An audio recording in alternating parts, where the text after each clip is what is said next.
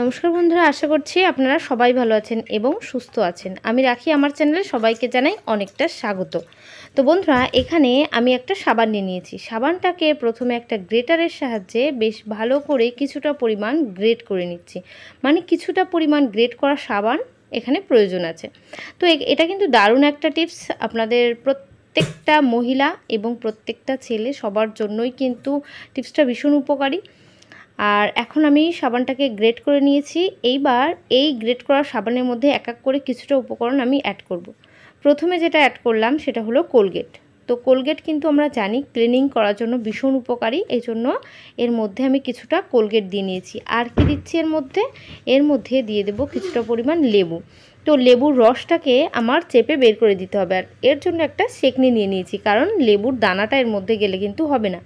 তো একটু বেশি পরিমাণে লেবুর যে রসটা এই সাবানের যে গুঁড়োটা আছে এর মধ্যে দিয়ে দিচ্ছি। লেবু দেওয়ার সঙ্গে সঙ্গে কিন্তু একটা রিয়াকশান দেখতেই পাচ্ছেন।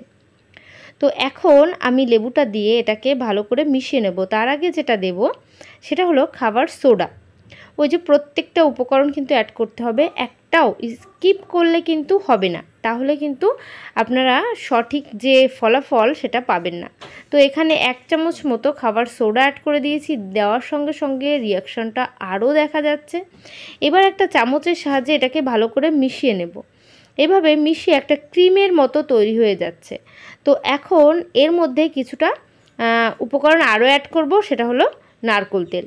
তো বন্ধুরা, এখানে আমি বেশ কিছুটা পরিমাণ নারকেল তেল অ্যাড করব।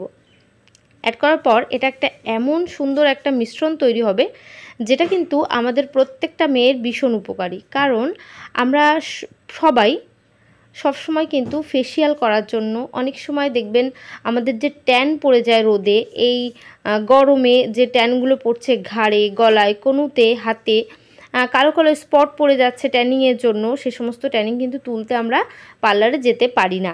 আর এর মধ্যে কিন্তু আমি অ্যালোভেরা জেলও অ্যাড করে দিলাম। এবার যেটা বলছিলাম যে সবসময় পার্লার যেতে পারি না, কারণ সেটা অনেকটা খরচা সাপেক্ষ।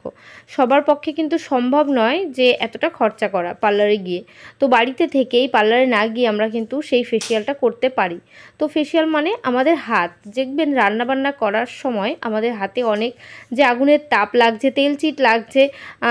এবার যখন বাইরে যাচ্ছি, সূর্যের একটা তাপ আছে, ট্যান পড়ছে, কালো কালো হয়ে যাচ্ছে। আবার গরমের দিনে দেখবেন প্রচুর নোংরা, ধুলো, ময়লা চারিদিকে উঠতে থাকে, সেগুলো কিন্তু আমাদের হাতে, পায়ে, ঘাড়ে, সমস্ত জায়গায় কিন্তু সেই ধুলোগুলো থাকে, নোংরা একটা আস্তরণ পড়ে যায়।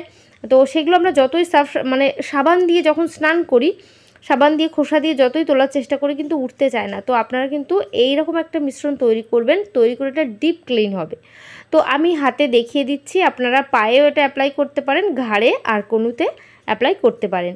এবার আপনারা হয়তো ভাবছেন এখানে আমি কিন্তু যে বাসন মাজার সাবান সেটাই অ্যাড করেছি। আপনারা জামা কাপড় কাচা যে সাবানগুলো আছে সেটাও অ্যাড করতে পারেন। তো এই ধরনের সাবান আমরা যখন হাতে ইউজ করি, মানে সে জামা কাপড় কাচি আর বাসন ধুই, যখনই কাজটা করি দেখবেন আমাদের হাতগুলো অনেকটা খারাপ হয়ে যায়, শুষ্ক হয়ে যায়, তো একদম সফট থাকে না। তো সেটা তো ক্ষতি।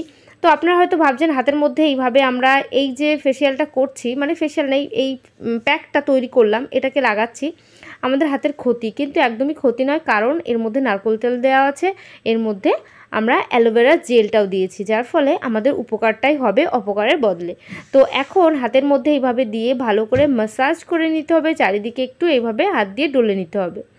তো বন্ধুরা, এইভাবে ডলার পর এটাকে কিন্তু 10 থেকে 15 মিনিটের জন্য ছেড়ে দিতে হবে।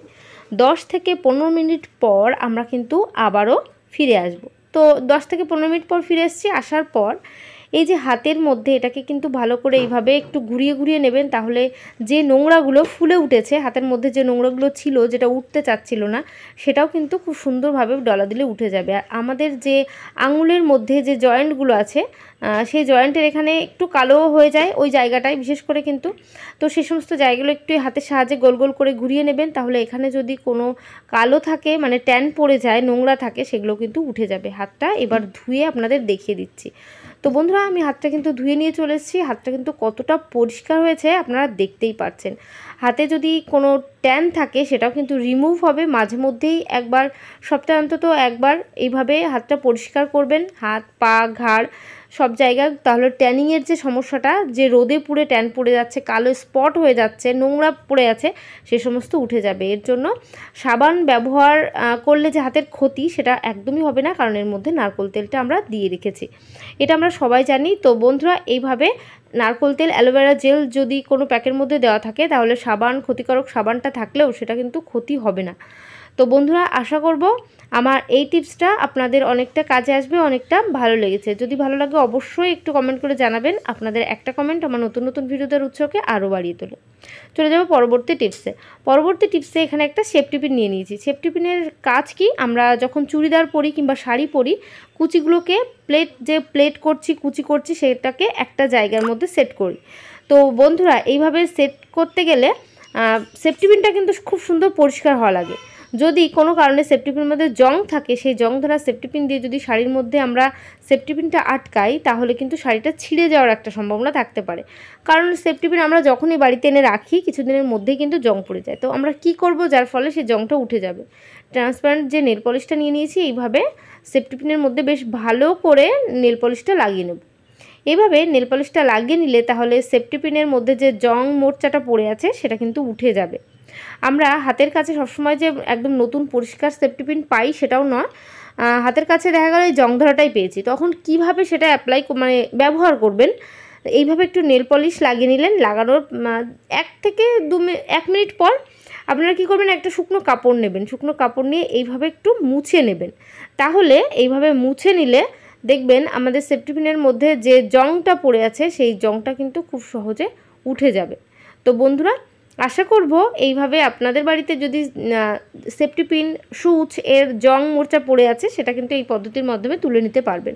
আশা করছি এই টিপসটা আপনাদের অনেকটা কাজে আসবে, অনেকটা ভালো লেগেছে। যদি ভালো লাগে অবশ্যই আমাকে জানাতে ভুলবেন না।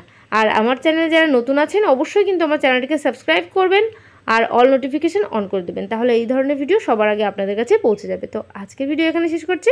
সবাই ভালো থাকবেন, সুস্থ থাকবেন। তো বাই, টাটা।